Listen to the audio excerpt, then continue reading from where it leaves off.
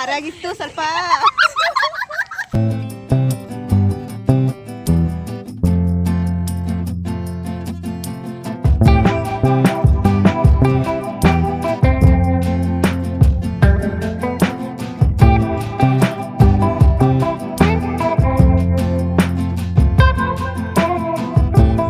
Hi ಎಲ್ಲರಿಗೂ ನಮಸ್ಕಾರ, welcome back to our YouTube channel.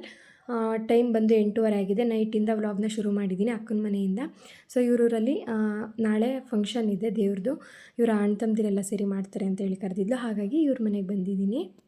ಇಲ್ಲಿ ಬಜ್ಜಿಗೆ ರೆಡಿಯಾಗಿದೆ, ಬಜ್ಜಿ ಮಾಡ್ಕೋಬೇಕು. ನಿದ್ದೆ ಮಾಡ್ತಿದ್ದವನು ಎದ್ದು ಬಂದು ಮಾಡ್ಕೊಡ್ಬೇಕಂತೆ. ಏನ ಇಲ್ಲಿ ಅದು ನಿಮ್ಮಮ್ಮ ಮಾಡೋ ಹೊತ್ತಿಗೆ ಬೆಳಕರಿತದೆ. ಇಲ್ಲಿರೋ ಬಜ್ಜಿ ತಿಂದ್ಬಿಟ್ಟು ಮನೆ ಕನ್ನಡಿ. ಈ ಕತ್ಲಲ್ಲಿ ಸಗಣಿ ತುಂಬಕ್ಕೆ ಬಂದಿದ್ದಾರೆ ನಮ್ಮ ಮೇಡಮ್ಮು. ಅಂದರೆ ಈ ಟೈಮಲ್ಲೇ ಅಲ್ವೇ ತುಂಬೋದು ರೆಗ್ಯುಲರ್ ಕೆಲಸ ಅವ್ರದ್ದಿದು. ಆಯಿತು. ಆಮೇಲೆ ನಮ್ಮ ಮನೇಲಿ ಈ ಥರ ಮಾಡ್ತಿದ್ದು. ಫಸ್ಟು ಕೋಳಿನ ಕಾವಿ ಕೂರ್ಸಕ್ಕೆ ಮಾಡ್ತಿದ್ದೋ. ಇವಳು ತಪ್ಪೆ ತುಂಬಕ್ಕೆ ರೆಡಿ ಮಾಡ್ಕೊತಾಳೆ. ಯಾಕೆ ಅಂದರೆ ಕೆಳಗಡೆ ತಪ್ಪೆ ಅಂಟುತ್ತೆ ಅಂತ ಹೇಳಿ, ಇದಾದರೆ ಅಂಟಲ್ಲ ಅಂತ ಹೇಳಿ ಅಲ್ವೇ. ನಾಚಿಕೆ ಆಗಬೇಕು. ಜನ್ಮಕ್ಕೆ ಹೋಗೋ ಅವು ಅಲ್ಲೂ ಬಿಡ್ತಾ ಇಲ್ಲ ಕಣೆ, ಸಂಧಿ ಒಳಗೆಲ್ಲ ತಲೆ ಹಾಕ್ಬಿಟ್ಟು ತಿಂತಾವೆ. ಸೊ ಇವತ್ತು ಇವರು ಊರಲ್ಲಿ ನಾಟಕ ಇದೆ.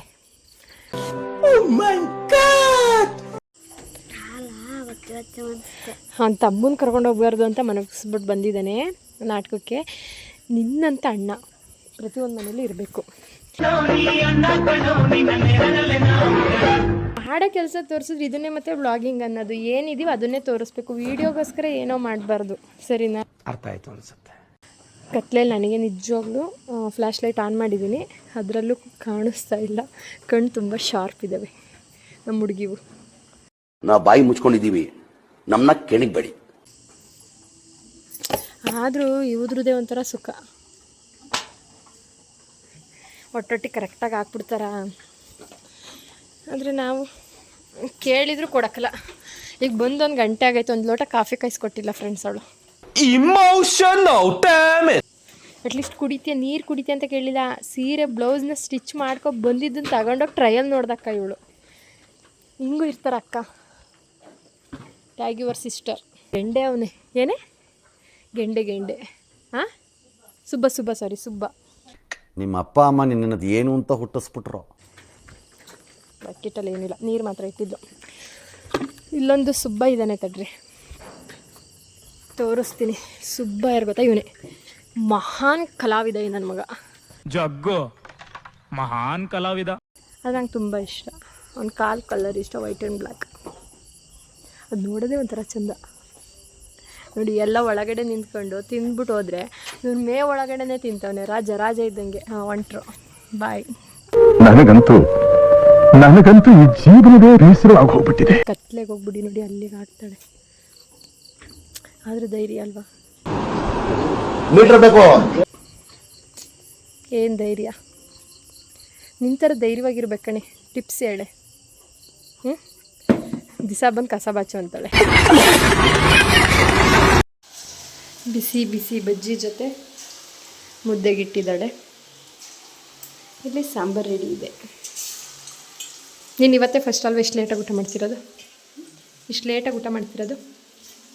ಇಷ್ಟೆಲ್ಲ ಕೆಲಸ ಮಾಡಿದ್ರೂ ಒಂದು 8:30 ಒಳಗಡೆ ನಿದ್ದೆ ಮಾಡುವಂಥ ಏಕೈಕ ವ್ಯಕ್ತಿ. ಹಾಗೆಯೇ ಇಷ್ಟೆಲ್ಲ ಕೆಲಸ ಇದ್ರೂ ಅಷ್ಟರೊಳಗಡೆ ಮಧ್ಯಾಹ್ನ ಟೈಮು ನಿದ್ದೆ ಮಾಡುವಂಥ ವ್ಯಕ್ತಿ ಇದೊಂದೇ. ಮಾಡಲು ಕರ್ನಾಟಕದಲ್ಲಿ ಒಬ್ಬರೇನೋ ನಿಮ್ಮ ಜಗ್ಗಾರ ಯಾರನ್ನ ಅವರಪ್ಪ. ಇದೊಂದೇ ಮಾಸ್ಟರ್ ಪೀಸು. ಬಿಸಿ ಬಜ್ಜಿ ರೆಡಿ. ಮೆಣಸಿನ್ಕಾಯಿ ಹಾಕಿಲ್ವಾ? ನಮಗೆ ಸ್ವಲ್ಪ ಖಾರ ಇರಬೇಕು, ಅವ್ರು ಸ್ವಲ್ಪ ಖಾರ ಕಡಿಮೆ ತಿನ್ನೋದು. ಖಾರ ಕಡಿಮೆ ತಿಂದ್ರೂ ಕೂದಲುದ್ರೋಗೈತೆ. ತಮಾಷೆ ಮಾಡ್ತಾ ಟೈಮ್ ಹೋಗಿದ್ದೇ ಗೊತ್ತಾಗಲಿಲ್ಲ. ಸೊ ಅಡುಗೆ ಕೆಲಸ ಎಲ್ಲ ಮುಗೀತು. ಇವಾಗ ಎಲ್ಲ ಕೂತು ಊಟ ಮುಗಿಸ್ಕೊಂಡು ನಾಟಕ ನೋಡೋಕ್ಕೆ ಹೊರಡಬೇಕು. ಊಟ ಎಲ್ಲ ಮುಗಿಸ್ಕೊಂಡು ಹೊರಡ್ತಾ ಇದ್ದೀವಿ. ಆ್ಯಂಡ್ ಇವತ್ತು ಇಂಟ್ರೆಸ್ಟಿಂಗ್ ಮ್ಯಾಚು RR. ನನಗೆ ವೈಭವ್ ಸೂರ್ಯವಂಶಿದು ಬ್ಯಾಟಿಂಗ್ ನೋಡಬೇಕು ಅಂತ ಆಸೆ ಇತ್ತು. ಅದಕ್ಕಿಂತ ಹೆಚ್ಚಾಗಿ ಏನು ನೋಡೋಕೋಬೇಕು? ನಾಟಕ.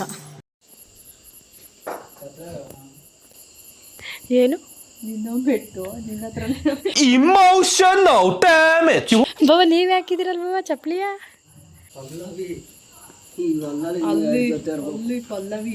ಏನು ಅರ್ಥವೇ ಆಗ್ತಿಲ್ವೇ ಈ ಕೇಸು?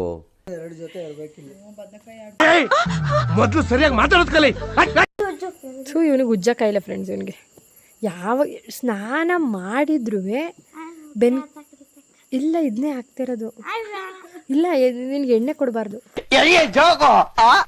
ಒಂದೇ ಒಂದು ಎಲೆ ಕೂಡ ಅಲ್ಗಾಡ್ತಾ ಇಲ್ಲ, ಆ ಮಟ್ಟಿಗೈತೆ. ಅಪ್ಪ ಅಮ್ಮ ಅಪ್ಪ ಎಲ್ಲ ಅಲ್ಲ, ಅಮ್ಮ ಅಪ್ಪ ಎಲ್ಲ. ನಾಳೆ ಇದೇ ಸೀರೆಯಲ್ಲಿ ಒಂದೆಷ್ಟು ಜನ ಮಿಂಚ್ತಾರೆ ನೋಡೋಣ. ಸೊ ಆ ಸೀರೆ ಇದೇನೆ, ಬೆಳಗ್ಗೆ ತೋರ್ಸೋಕ್ಕಾಗುತ್ತಾ ಇಲ್ವೋ? ಕ್ಯಾಟ್ರಿಂಗ್ಸ್ ನಮ್ಮ ಬಾಬಂಗೆ ನೋಡಿ ಸಾಕಾಗೋಗೈತೆ.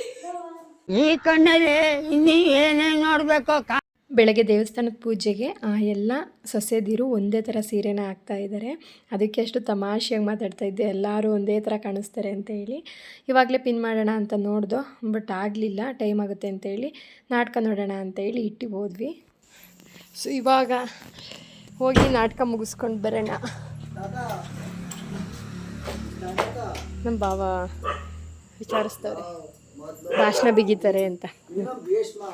ಎಲ್ಲಾರ್ಗೂ ದೊಡ್ಡ ಮೀನು, ಮೊಮ್ಮಕ್ಳ ಮೊಮ್ಮಕ್ಳ ಮರಿ ಮಕ್ಳ ಹೇಳ್ದಂಗೆ ಕೇಳಿ. ಇನ್ನು ಏನೋ ಬೇಕಣ, ಇದು ಸರಿಯಾಗ್ಲಿಲ್ವೇ? ಮಾತಾಡಿದ್ರೆ ನಾನು ಇನ್ನೊಬ್ರು ನೋಡ್ಕೊಂಡ್ಬಿಟ್ಟು ಈಗ ಮುಚ್ಕೊಂಡು ನಿಮ್ಮ ನಾನು ಒದ್ದಾಡ್ತೀನಿ. ಓ ಧನುಗೆ ಯಾಕೋ ಎರಡನೇ ತಂಗಿ ಸಿಗಂಗಳು. ಭೀಷ್ಮ ಯಾರು ಹೇಳು? ನನ್ನ ಕೈಲಿ ಆಯ್ತಾ ಇಲ್ಲ, ಅಯ್ಯೋ ಅಣ್ಣ.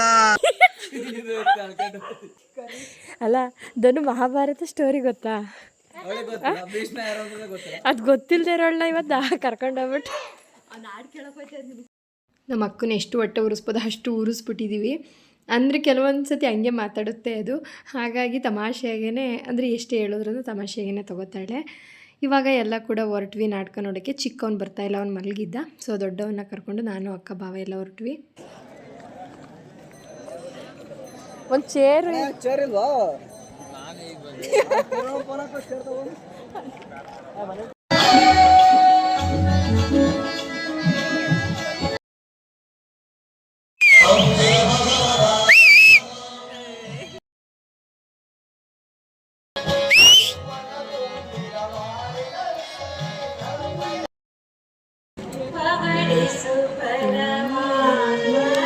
ಕಾಪಿರೈಟ್ ಬರುತ್ತೆ ಅಂತ ಹೇಳಿ ಸ್ವಲ್ಪ ಮ್ಯೂಟ್ ಮಾಡಿ ಹಾಕಿದ್ದೀನಿ.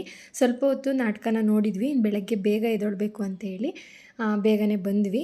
ನನಗಂತೂ ಈ ನಾಟಕ, ಆರ್ಕೆಸ್ಟ್ರಾ ಈ ಥರದ್ದೆಲ್ಲ ನಂಗೆ ತುಂಬ ಇಷ್ಟ ಆಗುತ್ತೆ. ಚಿಕ್ಕವಳಿಂದ ಇದ್ದಾಗಲೂ ಕೂಡ ಅದೆಲ್ಲ ನನಗೆ ತುಂಬ ಇಂಟ್ರೆಸ್ಟ್ ಕೊಟ್ಟು ನೋಡ್ತೀನಿ. ನನಗೆ ನಮ್ಮ ಅಕ್ಕ ಫೋನ್ ಮಾಡಿ ಇವತ್ತು ನಾಟಕ ಇದೆ ಅಂತ ಹೇಳಿದ್ಲು. ಹಾಗಾಗಿ ಸಂಜೆನೇ ಬಂದಿದ್ದು, ಇಲ್ಲ ಬೆಳಗ್ಗೆ ಬರ್ತಿದ್ದೆ ಪೂಜೆ ಟೈಮ್ಗೆ. ನಾಟಕ ಇದೆ ಅನ್ನೋ ಹೊತ್ತಿಗೆ ನಾನು ಸಂಜೆ ಬಂದಿದ್ದು. ಸ್ವಲ್ಪ ಹೊತ್ತು ನಾಟಕನ ನೋಡಿ ಬಂದು ಸೀರೆ ಪಿನ್ನೆಲ್ಲ ಮಾಡಿ ಎತ್ತಿಟ್ವಿ. ಇದು ಬಂದು ಬೆಳಗ್ಗೆ. ವೆದರ್ ಮಾತ್ರ ತುಂಬಾ ಚೆನ್ನಾಗಿತ್ತು, ಒಂಥರ ಚಳಿ ಥರ. ಎಲ್ಲಿ ನೋಡಿದ್ರು ಹಿಮಾನೇ ಕಾಣಿಸ್ತಾ ಇತ್ತು, ತುಂಬ ಚೆನ್ನಾಗಿತ್ತು. ಇನ್ನು ಬೆಳಗ್ಗೆ ಎದ್ದು ಆ ಬಾಗಿಲಿಗೆಲ್ಲ ಕಸ ಹೊಡ್ಕೊಟ್ಟೆ ನಾನು. ಅಕ್ಕ ಬಂದು ಮುಂದಗಡೆ ಎಲ್ಲ ಬೂಟಿಕೋ ಎಲ್ಲ ನೀಟಾಗಿ ಒರೆಸ್ಕೊಂಡು ಬಂದಳು.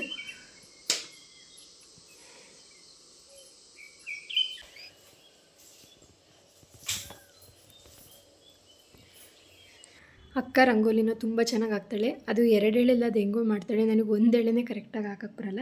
ತುಂಬ ಚೆನ್ನಾಗಿ ರಂಗೋಲಿನ ಹಾಕ್ತಾಳೆ, ನನಗಿಷ್ಟು ಪರ್ಫೆಕ್ಟಾಗಿ ಬರಲ್ಲ. ತುಂಬ ಚಿಕ್ಕದ್ರಿಂದ ಶುರು ಮಾಡಿ ದೊಡ್ಡದಾಗೆಲ್ಲ ಫುಲ್ ಅದನ್ನೇ ಜಾಸ್ತಿ ಮಾಡ್ತಾ ಹೋಗ್ತಾಳೆ. ಇನ್ನು ಮಧ್ಯದಲ್ಲಿ ಒಂದು ಚಿಕ್ಕದಾಗಿ ಹೂ ಇಟ್ಟಿದ್ದು ತುಂಬ ಚೆನ್ನಾಗಿ ಕಾಣಿಸ್ತಾ ಇತ್ತು ಲಕ್ಷಣವಾಗಿ. ಕೆಲಸ ಮುಗಿಸ್ಬಂದು ಅಂಡೆಗೆ ಉರಿ ಹಾಕ್ತಿದ್ದಾಳೆ. ನೀರು ಕಾಯೋ ಅಷ್ಟರಲ್ಲಿ ಮಿಕ್ಕಿದ ಕೆಲಸ ಮಾಡ್ಕೋಬೋದು ಅಂತ ಹೇಳಿ.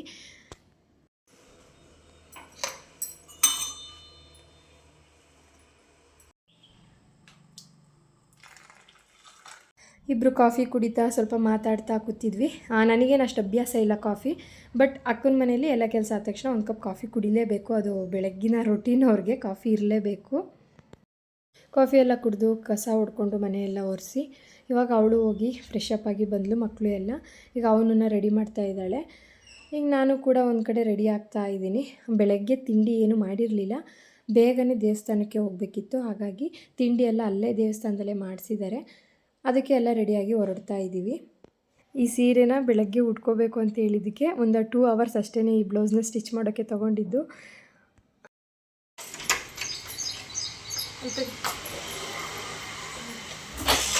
ದೇವಸ್ಥಾನದ ಹತ್ರ ಬಂದ್ವಿ. ಇವರು ಕೂಡ ಇಲ್ಲಿ ರಂಗೋಲಿನ ಹಾಕ್ತಾಯಿದ್ರು, ಬಾಗಿಲಿಗೆಲ್ಲ ನೀರು ಹಾಕಿ. ಸೊ ರಂಗೋಲಿ ಮಾತ್ರ ತುಂಬ ಚೆನ್ನಾಗಿ ಹಾಕ್ತಿದ್ರು.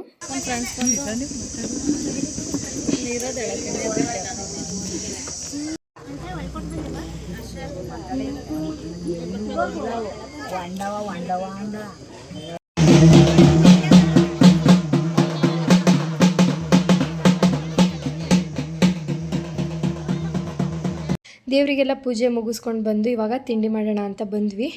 ಅವ್ರ ಊರಲ್ಲೇ ದೇವಸ್ಥಾನ ಇರೋದು, ಅಲ್ಲೇ ಇವತ್ತು ಪೂಜೆ, ನಲ್ಲೂರಲ್ಲೇ.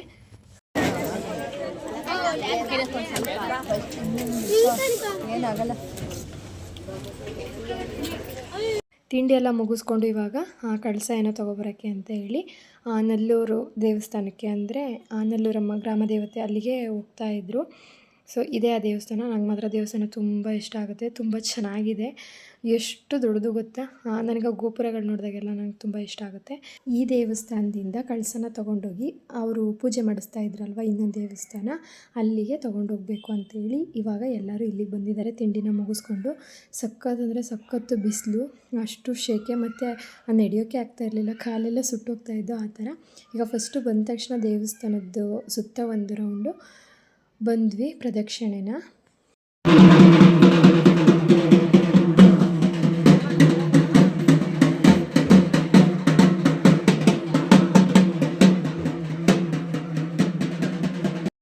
ಕಳಸಕ್ಕೆಲ್ಲ ಇಲ್ಲಿ ರೆಡಿ ಮಾಡ್ಕೋತಾ ಇದ್ರು.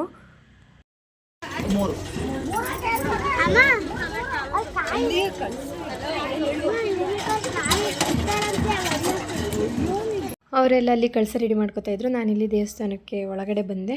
ಇಲ್ಲಿ ಕೂಡ ದೇವರಿಗೆ ಒಂದು ನಮಸ್ಕಾರ ಹಾಕ್ಬಿಟ್ಟು ಹೋಗೋಣ ಅಂತೇಳಿ ಒಳಗಡೆನೂ ನಿಲ್ಲಕ್ಕಾಗ್ತಾ ಇಲ್ಲ, ಅಂದರೆ ಜನಗಳೆಲ್ಲ ಇದ್ದರು, ಮತ್ತು ತುಂಬಾ ಶೆಕೆ ಬಿಸಿಲು.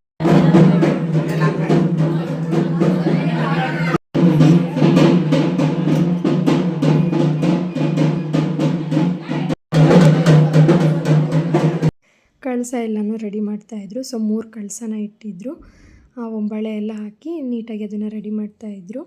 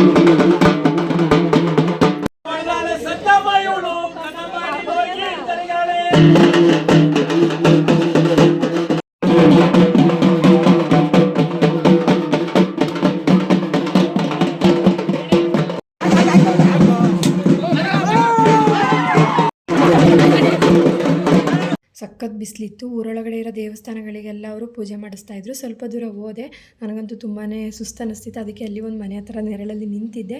ಇನ್ನು ನಮ್ಮ ಪಾಪು ಬಂದು ಒಂದು ಕಾಯಿ ಇಟ್ಕೊಂಡು ನಾನೊಂದು ಸತಿ ಕಾಯಿ ಹೊಡಿತೀನಿ ಅಂತ ಹೇಳ್ತಿದ್ದ. ಅವನಿಗೆ ಭಯ ಇತ್ತು, ಮುಂದಕ್ಕೇ ಹೋಗಲಿಲ್ಲ.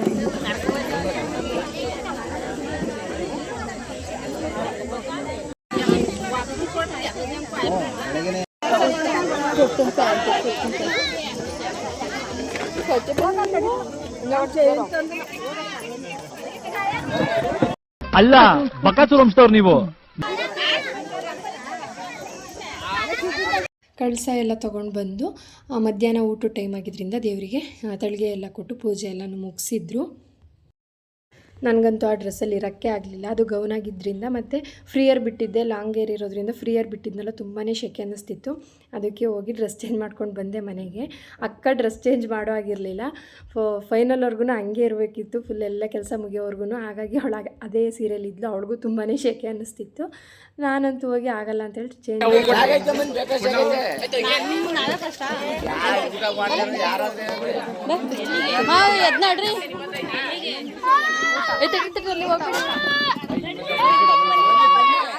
ಪೂಜೆ ಎಲ್ಲ ಆಯಿತು. ಇವಾಗ ಊಟಕ್ಕೆ ಅಂತ ಹೇಳಿ ಬಂದಿದ್ದೀವಿ. ಊಟಕ್ಕೆ ಅಂತ ನಾನ್ ವೆಜ್ ಮಾಡಿಸಿದ್ದಾರೆ.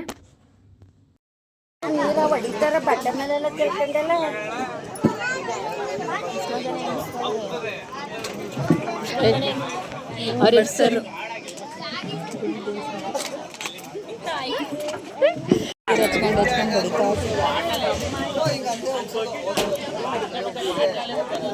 ಕೀಟ್ಲೆ ತಿಮ್ಮ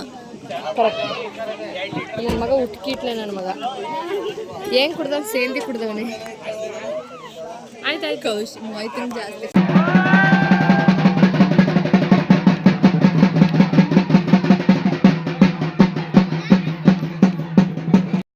ಅದು ಬಂದು ಸೇಂದಿ ಉಗ್ಸೋದು ಅಂತ ಹೇಳ್ತಾರೆ. ನಾನು ಫಸ್ಟ್ ಟೈಮ್ ಕೇಳಿದ್ದು, ಹಾಗೆ ಫಸ್ಟ್ ಟೈಮ್ ನೋಡಿದ್ದು. ಅಂದರೆ ನಾನು ಅದನ್ನು ಮಾಡುವಾಗ ನಾನು ಅಲ್ಲಿ ಇರಲಿಲ್ಲ, ಡ್ರೆಸ್ ಚೇಂಜ್ ಮಾಡೋಕ್ಕೆ ಮನೆಗೆ ಹೋಗಿದ್ದೆ. ಅಷ್ಟೊತ್ತಿಗೆ ಅಲ್ಲೇ ಅದನ್ನು ಮುಗಿಸ್ಬಿಟ್ಟಿದ್ರು. ಸೊ ಒಂದು ಕ್ಲಿಪ್ ಇತ್ತು, ಅದನ್ನು ಹಾಕಿದ್ದೀನಿ. ಅದೆಲ್ಲ ಆದಮೇಲೆ ಸ್ವಲ್ಪ ಅಲ್ಲಲ್ಲಿರೋರೆ ಅದನ್ನು ಕುಡಿತಾರೆ ಸ್ವಲ್ಪ. ಅದು ಅವರು ಆಚರಣೆ ನಡೆಸ್ಕೊಂಡು ಬಂದಿರೋ ಅಂಥದ್ದು. Hi, thank you so much.